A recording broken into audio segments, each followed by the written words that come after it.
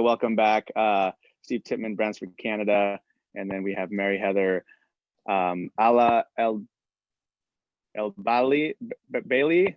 Sorry, I apologize for butchering your name. And of course, Agnes Giffey. So this is going to be a panel on the benefits of African suppliers.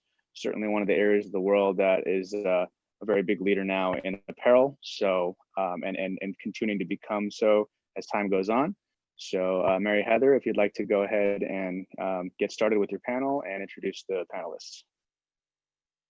Great, thanks, Jason. And it's a great pleasure to be back with everyone this morning and this afternoon from wherever in the world people are joining.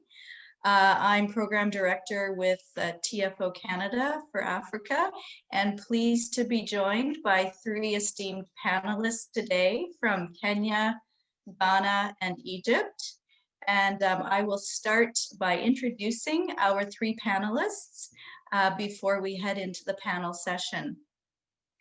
And I'm seeing, I'm not seeing everybody quite joined yet. So if we have any technical difficulties with them joining, we will circle back to that. So I'll start by introducing our panelists.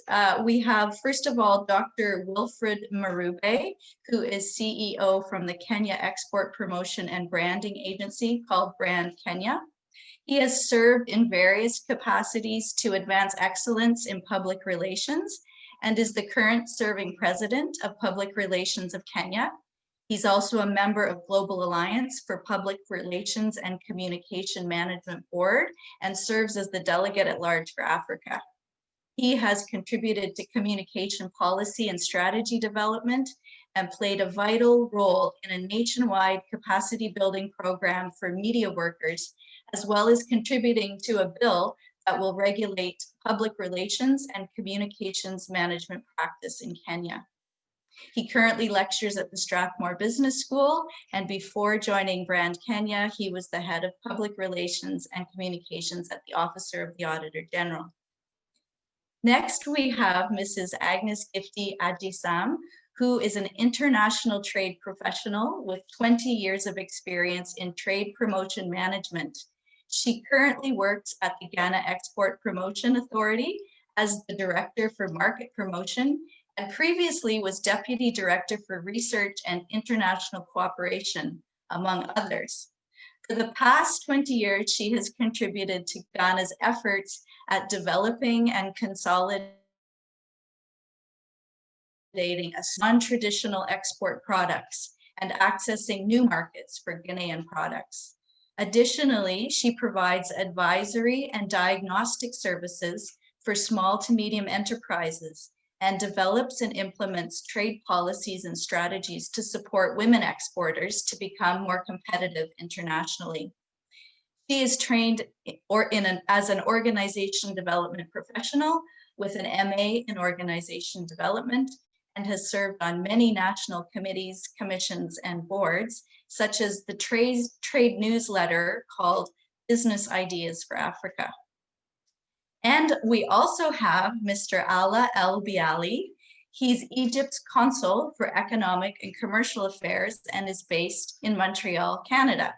He started his diplomatic post in Canada in August 2016 and has more than 20 years of international experience in commercial diplomacy. Prior to his posting in Canada, he was in Washington, D.C. with the Egyptian Embassy as a commercial counselor for 9 years. So he's very, very familiar with the North American market. Mr. Biali has an MBA from Johns Hopkins University and is married with 2 children. So welcome to all our panelists. And before we move into the panel questions, I'd like to just say a few introductory words about TFO Canada. I'm not sure if my colleague, Olivier, is able to share his screen or not, but if he is, you could put up those slides. If you're not able to share your screen, no worries. I can just walk us through a few brief introductory remarks. So Trade Facilitation Office Canada is a Canadian nonprofit, and we've been working for 40 years with the purpose of improving lives through creating sustainable trade partnerships for small and medium exporters from developing countries with Canada and other foreign buyers. And within that, we have a special focus of promoting women exporters. In addition to working in the apparel and textile sector, we support SMEs in other sectors like food and beverages, as well as services, which is an up-and-coming sector for us. We collaborate with key partners and donors on projects with trade support institutions whose clientele are primarily SME exporters. So our panelists today are all partners of TFO Canada, and we are currently working with them on a project funded by Global Affairs Canada. However, we've had many projects over the years with institutions like the International Islamic Trade Finance Corporation, with the ITC, and with other leading international agencies. Our services focus on providing up-to-date market information for specific sectors. For example, we have market information papers that describe trends, distribution channels, and entry regulations for the Canadian textile and apparel sector and for other sectors. And through training and technical assistance, we ensure that SMEs are well prepared to meet these entry requirements and to respond to buyer demands. Another important support we provide is to introduce exporters to buyers, either through B2B meetings or through trade events like the ATSV. Through our project funding, we were able to support 3 companies to attend this virtual trade show.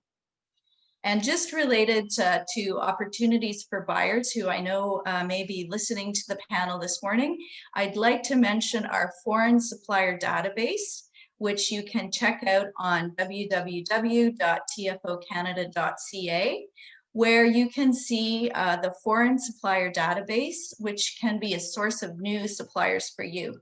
It's free to register, and you can browse through the suppliers by sector and by country.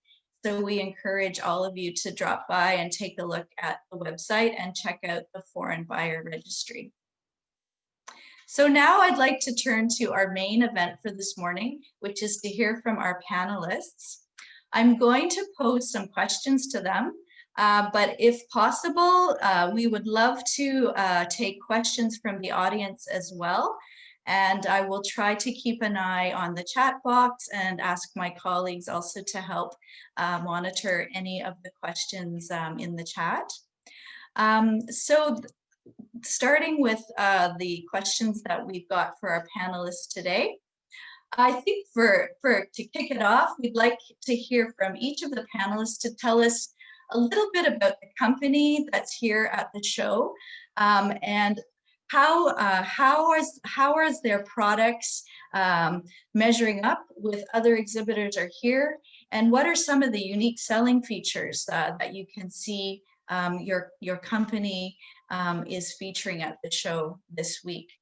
So I'd like to start by inviting Mr.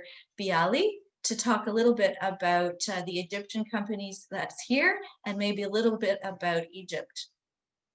Could you go ahead, Mr. Bialy?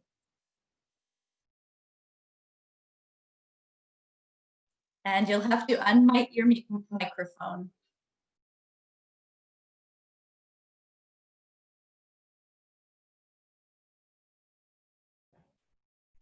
Okay, thank you very much, Mary. Good morning, everyone. First, let me express my gratitude and appreciation to TFO Canada for giving Egypt the opportunity to participate for the first time at ATSCV. We haven't participated in any trade show related to textile and apparel in Canada before, so I would like to commend the support of TFO Canada for such initiative. I don't know how much do you know about the Egypt's industry of textile and apparel, but I'm quite sure that you are aware of the Egyptian cotton, which has a worldwide renowned reputation. And that's exactly one of our main assets that we usually market in our international outreach. Most of the Egyptian companies working in this field are using Egyptian cotton, the high quality premium Egyptian cotton. And Bishara company is one of these companies. It is a vertically integrated company, and which distinguishes its operation that it works from fabric to clothing, and it which gives her a huge privilege along the process of design, cutting, sewing, even quality control. What really distinguishes Bishara, BTM, or any of the Egyptian companies is they have very good experience in the North American market, especially in the US market, mainly because we have some trade preferential agreement with the US that we export to them duty-free. So most of our customers that the BTM or other companies who are exporting currently to the Canadian market are customers from the US market. And that was something intriguing for me when I started my job, because I wanted to expand the outreach, the market outreach for Egyptian companies, not only to deal with US companies working in the Canadian market, but also to work with Canadian companies. There are bigger companies, Canadian companies working in Ontario, in Quebec, in all regions, and they already are big purchasers of clothing and bed linens and textile, and they require as a quality that is very close to the quality that the Egyptian companies are exporting to Europe and to the US. So I'm certain that there is a huge potential which is untapped by the Egyptian companies in the Canadian market. That's why we wanted to leverage this event in order to showcase the export capabilities of the Egyptian industry for textile and apparel. And I wish that this will be a good start that will be we can build up on in the very near future, in the upcoming years, with ATSC and TFO Canada. Thank you very much. Great, thank you. Thank you, Mr. Bialy. And now maybe we can hear from Mrs. Gifty from the Ghana export. And you could tell us a little bit about the company at the show, or any selling features that you would like to promote about Ghana. All right, so thank you very much, Mary and TFO Canada. And I want to say that our relationship with TFO Canada started more than 10 years ago, about almost 15 years. And when we first did the Design Africa program, and then after that, we had a seminar that was supported by TFO Canada, where we taught our people how to export to Canada. And then after that, they put a small team together, supported us to participate in a market visit to the Canadian market. So we are very, very grateful for the collaboration that we have with TFO Canada. And I'm doing this presentation on behalf of my Chief Executive Officer, Dr. Efua Asabia Asari, who is also on another assignment, and she asked me to speak, represent her at this webinar. And I also want to add that this is our first time that we are doing a virtual exhibition, and we are very grateful to TFO Canada for giving our people the opportunity to participate in a virtual exhibition. It hasn't been easy, but we have learned a lot of things that will prepare us for other similar programs going forward. A little bit about Ghana Export Promotion Authority. We are the National Trade Promotion Organization. We were established some 51 years back, And our work is mainly to develop and promote Ghana's exports. And we have been doing this for all this while. And then we are happy to say that the textile sector is one of our key areas that we, together with the government, has identified for support. And so the company that we have brought to the exhibition is actually an association called the AGAM. You know, AGAM is an association of apparel manufacturers. Okay, they are the biggest association of apparel producers in the country, and their members are between 40 to 50 people, and they have between 100 to 3,000 machinery. And the reason why we are happy with them is that they are able to produce all aspects of apparel. They do PPE, they do fashion, and also do general textiles. And they also do ethnic fabrics. But a lot of the ethnic products that they do are with our traditional fabrics. That is not manufacturing, but the manufacturing are the PPEs and then the fashion. And so I want to once again thank TFO Canada very much for the opportunity to that they've given to us to participate in this virtual exhibition. Thank you. Great, thanks a lot.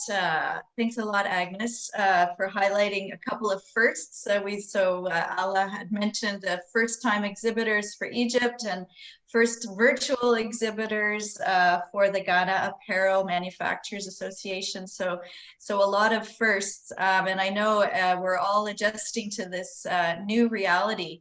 I know that we want to get to some of the other questions, but just before I do, I want to just check in with Jason. Jason, apparently one of our panelists from Kenya is on the member, is admitted as a member or an attendee. Yeah, I reached out to our tech assistant who's managing the virtual trade show and let him know about that, so we can hopefully get that to resolve here shortly. Okay, so Yeah. Right now I won't be able to have him speak yet, I think. Is that how? Correct. Yeah, they're working Okay. on it right now. So if you would, we could come back to that if you have some other. We will definitely. Yeah, sure. We'll Mhm. circle back to Kenya and make sure that they have a chance. So I think you talked a little bit about some of the products, and I was wondering, Agnes and Mr. Bialy, if you could talk a little bit about why in particular are you pursuing the North American and particularly the Canadian market? And, you know, in pursuing those new markets, what are some of the opportunities you're seeing? And then are you encountering any challenges? And do you think that those challenges are specific to your producers from your country, or are those the kind of challenges that producers and exporters face when they're trying to enter the Canadian market from any country? So maybe you can talk a little bit about the specific opportunities you see, and then some of the challenges that are maybe specific to your companies from your country. Let's start with Mr. Bialy again. Thank you, Mary, again. As I elaborated, the Canadian market of textile and apparel is very mature market. It has untapped potential for Egyptian companies to supply their demands. According to my analysis on the big suppliers of clothing and bed linens and textile into the Canadian markets, it's mostly US and Asian countries like China and some Southeast Asian countries. And Egypt compete vigorously with these companies in Europe and in the US. and our exports, for example, to the US exceeds $2 billion of clothing and bed linens. And we have a very good success story in the Canadian market regarding carpets and floor coverings. We are among one of the top exporters of some of the mechanical carpets. So we want to replicate such success story on the clothing and bed linens. Speaking about the challenges, there are some challenges. Mainly the outreach to the right persons at the right time. Based on my experience here in Canada, sometimes it's kind of difficult to reach the right persons in the big retailers or wholesalers or importers. So this is really something that we seek the support of TFO Canada and others and other associations like ATSC to help us reach out to the right persons. The second challenge that we usually face along the Egyptian companies reaching out to their Canadian counterparts is the how to build a successful and business relationship. Usually the big companies in Canada have long business relationship with some countries like China and others. So it's kind of difficult to convince them to start a new relationship with new partners and with new suppliers. So this sometimes requires time and some sort of back and forth communication in order to ensure sustainability and accountability in such a business relationship. But we are sure that that we have the capacity either technically or managerially to build a confidence and trust relationship between the Egyptian companies and their counterparts. Last year, we had a very successful trade mission from some of the biggest Canadian retailers into Egypt. And they had a very positive impression and feedback about their visit. And we are very much capitalizing on the show this year to pursue their communication and regarding business leads. So we believe that there is a big opportunity and we just need to pursue it and to keep the channel of communication running in order to seal business deals with Canadian companies. Thank you. Right. And isn't it great that we have these opportunities to build on those relationships, whether it's a virtual or live, every additional contact really helps to strengthen those relationships. Mrs. Gifty, I wonder if you're finding the same thing for your exporters from Ghana and the opportunities and some of the challenges in the North American and particularly the Canadian market. What are you finding? Yes, thank you very much once again. Unlike Egypt, Ghana's textile industry and apparel industry is not so large. Indeed, in 2019, we made something in the neighborhood of 20 million USD, and much of it went to the USA because a lot of our producers are small, and then they are now coming up, and we are now making use of the AGOA to increase our exports. And so we don't have like 2 billion in USD like Egypt has. We have 90 million. But the good thing we have as a country is that the government has identified the sector as one of the areas that can help us to people to come out of poverty and to also employ women. And so about 80% or more of all the people in the sector are women and the youth. And so the government has a lot of programs in place to support the sector. And we believe that this is going to propel the sector to begin to make much more exports. As I said, as at now, much of our market is in the US market. And the reason why we are also interested in the Canadian market is that we see a lot of similarities between the US market and then the Canadian market.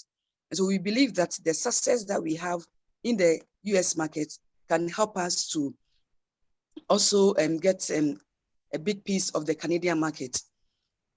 However, we have a few challenges going to the US market, and some of them were already highlighted by my colleague, and one of it being sourcing and getting new relationships. The buyers are very comfortable with China and the East for a lot of reasons. They are able to produce a lot more. Their prices are cheaper. That means that we produce at the cost of our production is quite high in comparison with China because labor is high. And then labor is also high because we don't have a certain pool of workers ready for a factory to employ. So if a factory wants to engage workers, they have to now train them for about 6 months. And it requires a lot of patience, it requires a lot of money before they are able to do all the clean stitching for them to be employed. So labor issues as compared with other countries from China or the East makes it a little bit difficult for us to be competitive. Then another of our challenge is information on buyers. Buyers want certain specific things in the products, and sometimes we lack all the information that the buyers need.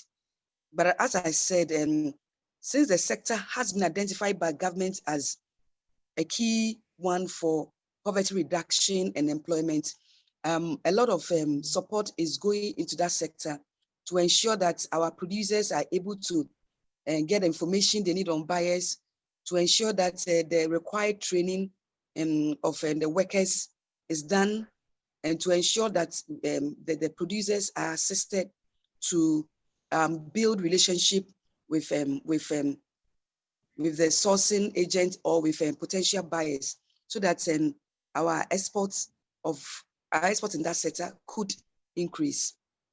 Thank you.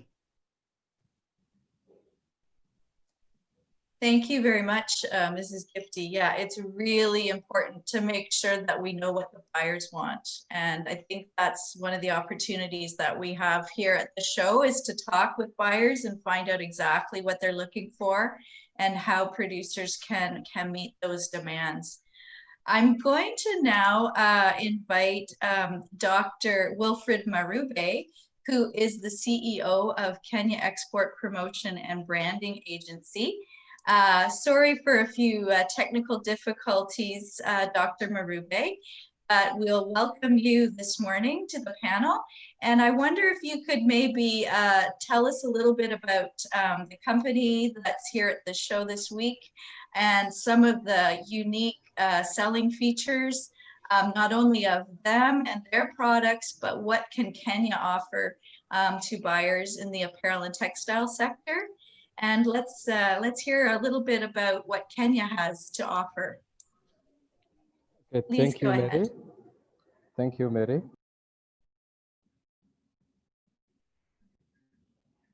And I think you're on mute, so please unmute your microphone. Yes, thank you. My name is Wilfred Marube, the CEO for the Kenya Export Promotion and Branding Agency. I'll just take a few minutes to describe to you what this organization is all about. This is a fairly new organization in Kenya, which follows the merger of the previous Export Promotion Council and the brand Kenya Board to form what we call the Kenya Export Promotion and Branding Agency. So this was done last year in August. So we are fairly new, and as I see, I'm about 4 months old as we speak. So as an agency, we have, just broadly speaking, we have 3 key objectives, which I feel are part of the reason why we are here today. And one of our objectives, strategic objectives, is basically to diversify our range of products and also diversify our markets. So talking of that, the Canadian market is very key because it follows within that diversification principle. As an agency, we have identified about 22 markets, which are key in our strategy. Canada may not be one of those markets, but being that US already is one of our top markets, and because of the proximity and probably we believe similar tastes and preferences, then it becomes one of the markets that we're going to focus on following this conversation. And we also have 19 products as an agency that we decided that are key for the export growth of the country. And among the top 10 of those products are textile and apparel industry. So it's one of our priority products, which we'd want to use to get into new markets, to consolidate our position in existing markets. As we speak right now, our total exports to the US last year was about 47, about almost 50 USD. That was in 2019, almost 50 million USD. And slightly over 80% of that was exports on textile and apparel. And we've decided that we need to get new markets for that. And as a measure of that, the Kenyan government has what we call the Big Four agenda. And manufacturing sector is one of those key agendas which are government priority. And within the textile industry, as we speak right now, the conversation is how do we build the capacity of the Kenyan farms to be competitive, so that whatever textile products that we produce, that is textile and apparel, are competitive within the international market. And that becomes one of the challenges that we as an agency are supporting the traders to be able to meet. One of the challenges we are facing, as we've said, is the high cost of business, like power, and it's something that government is working on. We're looking at how do we reduce the taxation rates, the rates of wages which are fairly higher. And then of course, as the previous speaker spoke about, as an agency, we consider information, provision of information to the traders. For instance, away from AGOA and the US, which other markets do exist and that are available? We have a fairly young, innovative Kenyan fashion industry. They are very good in design. They do not have the information. They don't have the capital, but that is something that we are trying to do as an organization and also for the country. So that's the small and micro enterprises are very key for the growth of the textile industry. So we're finding ways through what we call our export product development program to be able to work with the textile industry, that is the Kenya Fashion Council, and other players, so as to build the capacity and bring more people into the exporters pool, especially the youth and women, because they are very creative and everything else. And also we've increased the acreage for cotton within Kenya, because we understand that once we be able to produce the cotton, be able to process it, and now it's be easy for us to meet the increasing demands. So in short, I'm saying that we are focused more in the US market. As we've said that probably all the textile exports, majority of it go to the US market. We're now moving into diversification, and Canada becomes one of the targets. We're talking about the European Union. So it's an area we are really keen, and we have very good fashion designers. And the problem is market information and also creating opportunities for the buyers to meet the sellers. And one of the tools we intend to use as an agency is we are at the point of developing an exporters portal, whereby the buyers and sellers are going to meet and transact business after seeing the products online. That's something which we expect that would come to place probably in the next 1 year or so. But we're already at the conception stage, and we're now almost moving into execution. Thank you, Mary. I believe that is probably broadly speaking on what we have to offer as Kenyan. We'll be glad to respond to any particular questions. Yeah, thank you. Thank you very much, Dr. Marube, for explaining a little bit to us about the opportunities that you see for the Kenyan producers for entering the North American market and building on that strong presence that they already have in the US market. I'm wondering, just in terms of maybe a little bit more of a practical question, I know that Mr. Bialy had mentioned about how effective the buyer missions were when buyers actually came to Egypt to meet with companies. And Dr. Marube, you've just mentioned about an exporters portal, which would also be another innovative tool for helping buyers to find out more about exporters from your country. I'm wondering if we could do another round of everyone. Do you have any other suggestions about how buyers can become more engaged or have more information about exporters from your country? Are there any tools or any portals or any events or activities or programs that they might be able to use in order to have, you know, a better understanding about what's on offer and sort of an easy way to get in touch? And linked to that, the whole new digital age is really changing how marketing is done. And can you speak a little bit to how your exporters are adapting to that new digital age, and to what extent are they moving online and using websites as marketing tools or any other digital tools?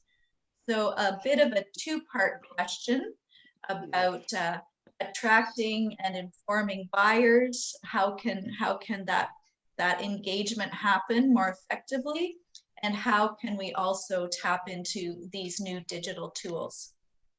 Would I ask maybe Mr. Bialy if you could comment? Sure. Let me address it based on the prior experience that I was just alluding to, the last year trade mission. First of all, one of the main suggestions that we have had by the Canadian companies when they were in Egypt is to have some kind of like a video or a presentation, an online, and that will coincide with your second part, a video or online video about the industry of apparel and textile in Egypt. And this could be marketed in Canada via TFO Canada or Canadian Apparel Association, or even the ATSC, in order to give more insightful overview or hands-on on the export capacities in Egypt and all African countries. So I would suggest if TFO Canada, along with other stakeholders in Canada, would work together with Egypt and the other African countries to arrange some sort of a video streaming promotional presentation. We could work with you through our export council in Egypt to have like maybe a few minutes information with some live pictures of the industry, of the companies, of the production lines, of all the certification processes, certified processes that are underway. So I think this could be a good step in order to enhance the awareness of the business community here in Canada. The second suggestion, which also resonate with the digital age and the online marketing, is usually it's a first experience for us to participate in a virtual trade show. And I would recommend if the virtual component would still be embedded in any upcoming physical or brick and mortar participation, because this sometimes some companies could participate by coming to the trade show itself, and others don't have the financial capacity to do that. So embedding both platforms in the trade shows, I think it's a good way to maximize the benefit of participation internationally in such shows. Olivier, half an hour ago or 45 minutes ago, walked us through the virtual platform of the ETSC. I think it is very effective, and I think it is. I don't want to say that it's one of the positive impacts of what we are suffering right now out of the COVID, but I think this is something that we need to capitalize. I don't want to have such a virtual wave as a hit and run campaign due to the current circumstances, but I would rather have it being capitalized and being handled with the physical participation as well. Thank you. Great ideas there. That's great to hear. As also the positives that are coming out of this new current situation that we're all facing. It's really catapulting everybody into becoming a digital savvy. So it's definitely increasing everybody's skills in those areas. Mrs. Gifty, what about from Ghana? How do you feel there can be improved buyer engagement? What kinds of mechanisms can be used or are already available that maybe some of our buyers who are listening may not be aware of? And how about the digital age? How are the producers adapting to this new reality in Ghana? Yes, I forgot to mention something which I think I should now. At the Ghana Export Promotion Authority, we have a market hub, which is like a portal. And on that portal, we have extensive information on producers and then exporters of Ghana. And that will make it's kind of marketing the Ghanaian producer to potential buyers. So it's a very, very good web page, which I will encourage all the buyers to visit because we have very, very good information on it. And I would like to say that in 2018, we presented this at the WTPO Awards, and we won the award for best use of information technology using our market hub. And so it's a good place to get information on producers from Ghana. And then in the past also, a number of our exporters have participated in trade fairs and trade missions. And that has also helped them. It's one of the tools we use to build their competitiveness. And then we believe that with the virtual situation and with the COVID coming on, the virtual exhibitions also have become a part of, or have become a key tool in promotion of products. For us, the COVID was both, let me say, a blessing and also a challenge. Yeah, the challenge was that our exporters couldn't go out to meet their buyers, couldn't go out to have physical meetings. But suddenly it's awoken in them a certain sense of technology to try to reach their buyers using IT. And so at the Export Promotion Authority, most of the companies have been sensitized and have been facilitated to add IT to their processes.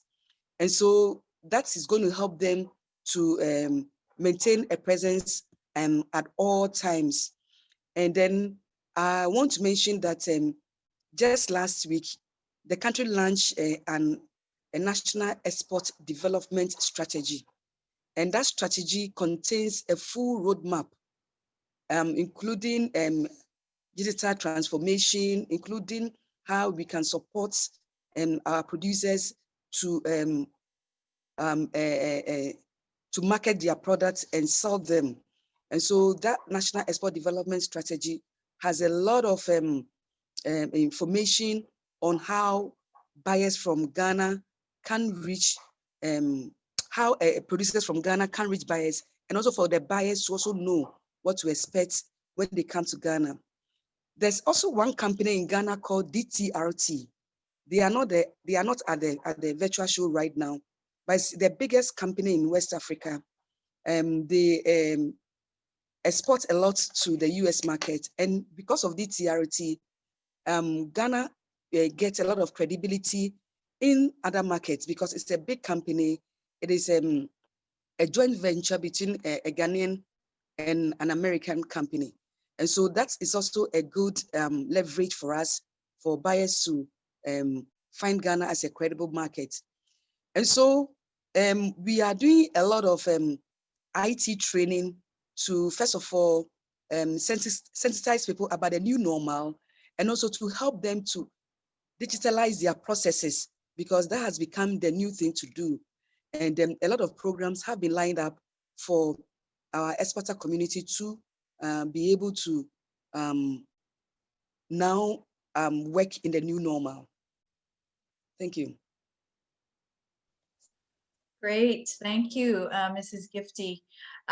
Maybe just a very brief few words from Dr. Marube. I know that e-commerce is very taking up really quickly in East Africa with a lot of new e-commerce platforms, and I'm just wondering if you can comment a little bit on how exporters are embracing that, particularly exporters from Kenya, and capitalizing on that to outreach to new buyers. And since we're almost running out of time, maybe you can also use this this last say 1 minute or so to comment what would you like Canadian buyers or North American buyers at the ATSB to know about Kenyan exporters.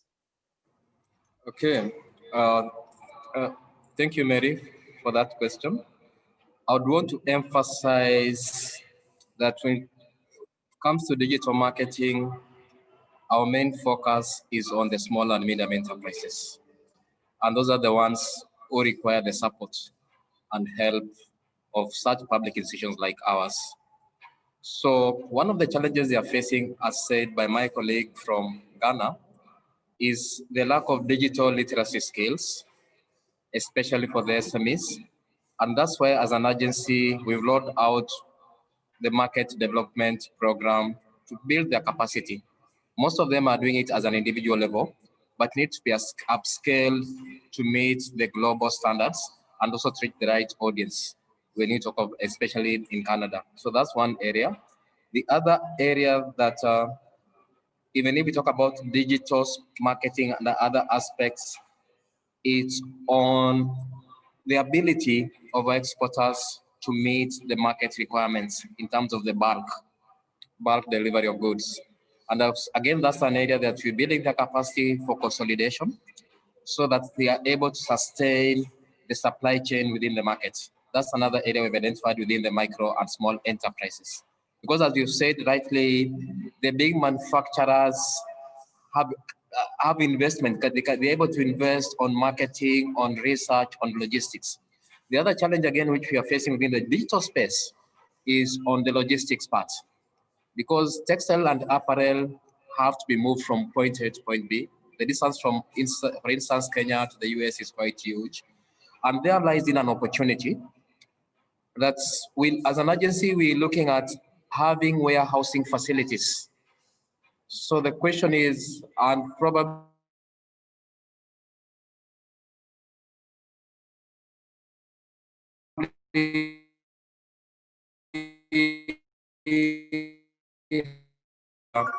we are looking at, it's also an opportunity for Kenyans in the diaspora, an opportunity for entrepreneurs to be able to get, to be able to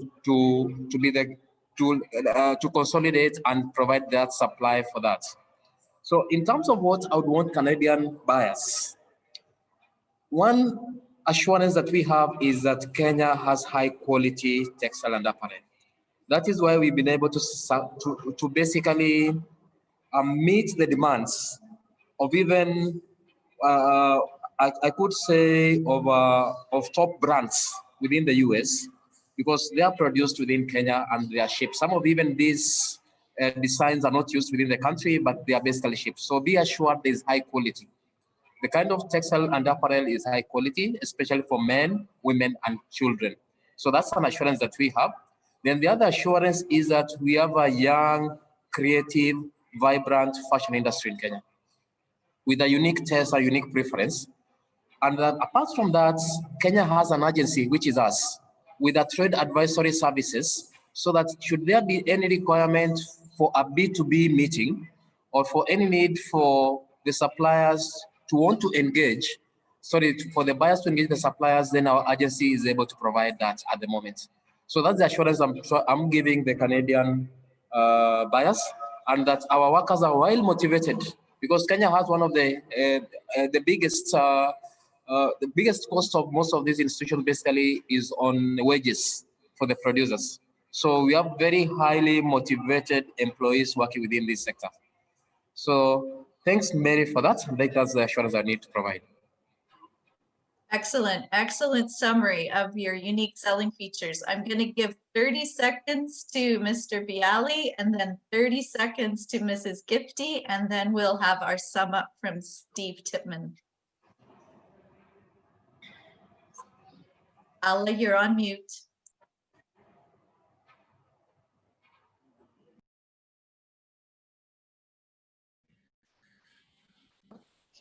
Yes, hi.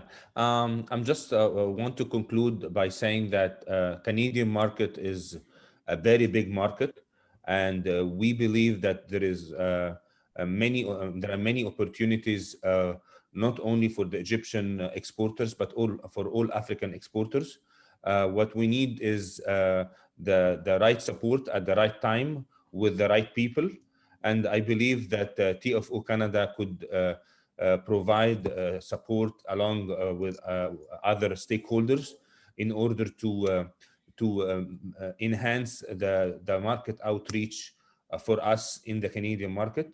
The Egyptian industry is a high quality industry, is using the worldwide renowned Egyptian cotton, and we are one of the largest exporters of textile and apparel in Europe and in the US.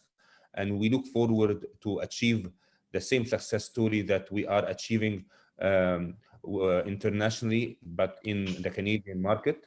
I would appreciate if we could move forward with some initiatives in order to leverage this event and in order to make sure that the Egyptian companies and African companies would have equitable opportunity in the Canadian market as the other countries. Thank you very much. Great, Allah. And last word to Mrs. Gifty before we turn over to Stephen. Thank you. Yes, one of the collaboration we also need is logistics, particularly in the area of warehousing. Like my colleague from Kenya said, apparel have to move from one point to the other point. And so if we have warehouses already waiting for our products, then it's easy for them to be distributed. So it's an area of collaboration that we really welcome. And I would like to assure all the buyers that Africa is ready for Canada. Recently, we all heard about the African Continental Free Trade Area Agreement, which will start trading on the 1st of January 2021. And it gives an opportunity to Africa to also show the world that we are ready for the world in terms of our products. And so we want Canada to also begin to look at Africa as the next destination for not just garments and apparel, but for products of very good quality. And so once again, thank you very much, TFO Canada and ATS for giving us this opportunity to participate in this program. Thanks once again. Thank you so much. And thanks for mentioning about that new Continental agreement, which may create very great competitive advantage for companies trading from Africa. So now I would like to hand it over to Steve Tipman, who is the Executive Director for Trade Facilitation Office Canada, and to make some closing remarks. Thanks, Mary Heather, and thanks very much to our panelists. It was a very, very interesting and engaging discussion. A couple of things that I noted as people were talking and presenting the different aspects of your countries, and certainly looking at the apparel and textile sectors specifically. I guess first, you're all selling and having success selling into the United States market, which is obviously a very large market. And then, of course, you've all expressed an interest in wanting to continue to expand beyond the American borders and looking at Canada as being a very key market for the future. And so that's a very interesting part as well, because obviously, success in the United States can certainly lead to future successes in Canada as well.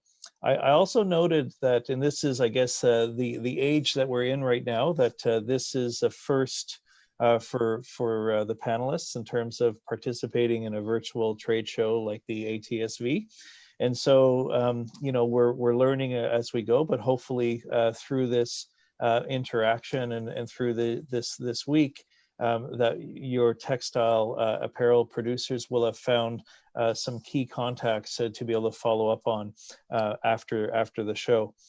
Some of the challenges, again, interesting to see some of the common challenges that were listed around the need to make solid connections and business contacts with Canadian buyers, and you also, many of you talked about competition with the Asian market, with China in particular, and also looking again at how can TFO Canada help in terms of being that bridge and connecting with the buyers in Canada. Looking at the digital side of things and the virtual realities that we're all in, I thought it was very interesting to listen and hear about the ideas around producing promotional videos to really showcase and highlight, the industry. And this is another way of being able to really showcase the excellent companies that exist in Kenya, Ghana, and Egypt. I thought also that the suggestion around, well, virtual trade shows have an absolute place. This should not be seen as necessarily the future, in meaning that it's a kind of a hybrid. I think Mr. Elbieli talked about how, in the future, it would be neat to have in-person trade shows, but also combined with virtual events to be able to, again, expand the network and the number of business-to-business contacts. All of you talked about the importance of having portals and market hubs and kind of virtual business-to-business platforms. And so that's really interesting. And so from our perspective at TFO Canada, we really see that COVID-19, while it's a very important and tragic event for many of us globally, an extreme challenge, we have noted that COVID-19 has actually accelerated trends that we were observing in this space of the increased importance of digital marketing, electronic commerce, and really helping small medium enterprise being able to engage with buyers in these new platforms. And so with that, I want to again thank the organizers of the Apparel Textile Sourcing virtual show for inviting us to participate. It's always a pleasure. Again, thank you to our partners from Kenya, Ghana, and Egypt. Many of you have expressed that we've had long standing partnerships and great relationships. And of course, it is our intent to continue to help deliver on our mission, which is really about, connecting small, medium enterprise from developing emerging economies such as yours with Canadian and other foreign buyers. We see this as being a critical piece when we talk about how do we help with economic development and prosperities in many countries around the world. And so this is the important role that we play. And I guess the last thing I would say is for those of you who are attended the show, please, take the time, visit the exhibitors that are here as part of the show. Obviously, we would definitely invite you to check out Bishara Textile and Garment Manufacturing Company, JLO Collections, and of course the Association of Ghana Apparel Manufacturers. They're all there, and as you can see by just the quality of the panelists and the interventions today, they're very, very keen on making connections with everyone. Thank you all, and thanks again for attending this panel presentation. All right. Thank you very much. Thanks. Thank you, everybody. That was very interesting dialogue, and everything was just very thorough. So thank you so much. We do have some questions for our panelists, so I'd like to dive into those right now. Question number 1: how do I access the foreign buyer registry? This is from George. So buyers can go onto the TFO Canada website, www.tfocanada.ca, and you will see a tab for importers, buyers, and you can click on the foreign supplier registry, and anyone can register for free. That is an importer or a buyer on our website, www.tfocanada.ca. I'm going to go ahead and post that link here on the chat function. One second. Of course, it's not letting me paste. Give me 1 second. We'll move on to our next question while I'm doing that. What is the best way to get in touch with Agnes from Ghana about future collaborations? Yes, maybe I will post, I don't know whether I should post my email in the chat. Yeah, if Should you'd I put like to, my- whatever you're comfortable posting, that'd be a great place to do it, right there in the chat box. Okay, so I'll just put it there right now. So, right. So you can go ahead. I'm just putting the information there. Okay, great. And make sure it goes out to all panelists and attendees. When you Okay. select, yeah, and that little blue bar there. Okay, next question.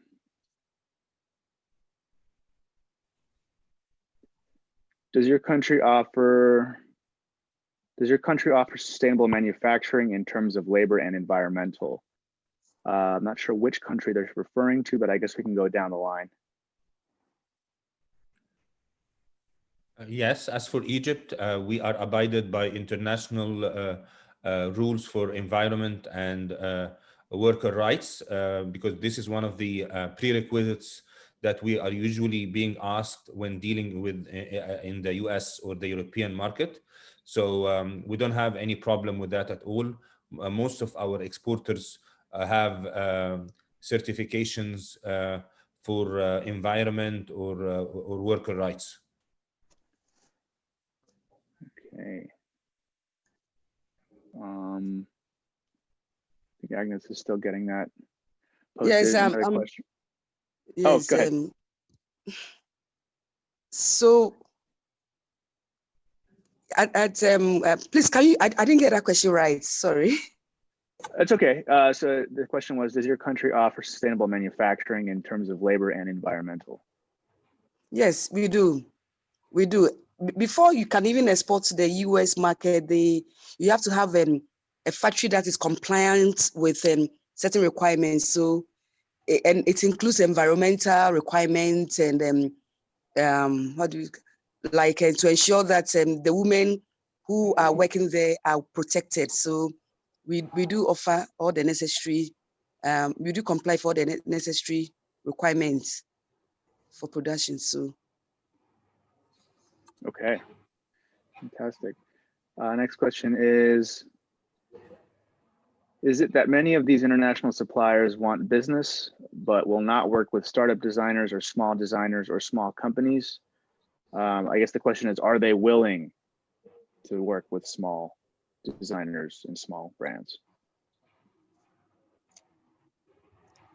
I really don't know. It depends, because some of the Egyptian companies, not all of them are big companies. Some of the exporters are also small and micro. So I'm quite sure that there will be room for collaboration in terms of design or integration in one of the production cycles. I'm quite sure that there's some room for collaboration in this perspective.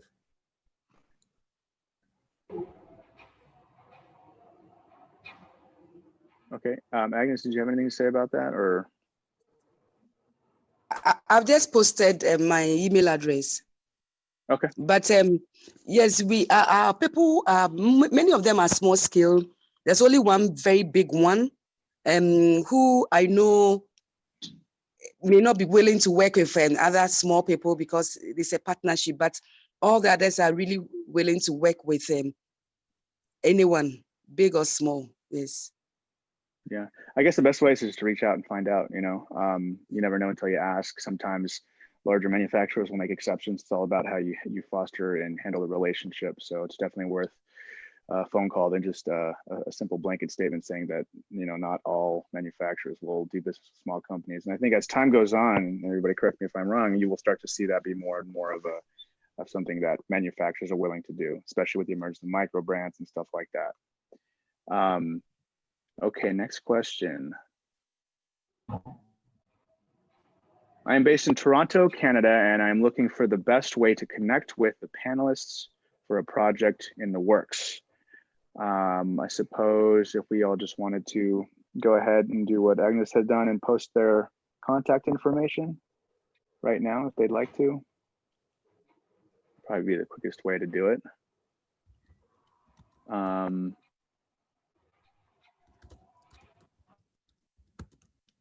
Ghana Marketing Hub resource in the chat. I think you'd already done that. I guess is that correct? Is it this? The question is, sorry, can you please post the Ghana Marketing Hub resource in the chat? Yes, you can get us. Okay, I'll just put our email address there. www.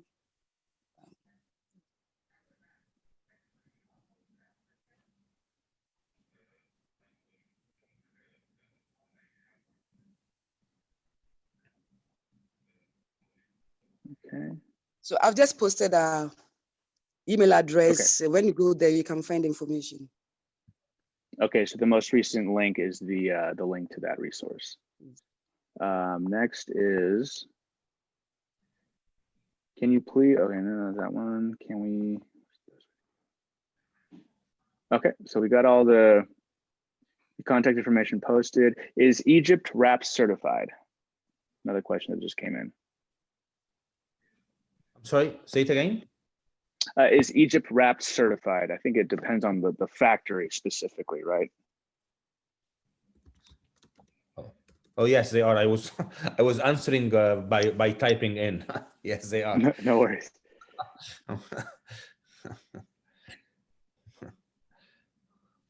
So is that something that's determined upon based upon the country, or is it's dependent on the factory? It's a factory-based certification. Yeah. And most of these suppliers on their websites, or if you call and ask, they will have the WRAP certification on there. Generally on the homepage as well. So it's something that's really useful for them as an attractor of business. So that's not something that will be difficult to find if they are certified. Yeah. Okay. Do we have any other questions coming in? Let me check our Facebook feed.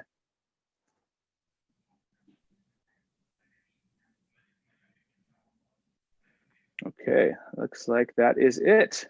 All right, thank you so much to all of our panelists again. That was a very great discussion, hit a lot of important points and shared a lot of light on doing business in that part of the world. So thank you all very much. I'd like to remind all of our viewers right now that we do have a live hangout at the bottom right-hand corner of your screen that will gain you access to our virtual show floor, which is essentially where our partners are, some of our staff at ATS and our speakers and our other attendees are going in and out of to do some virtual networking.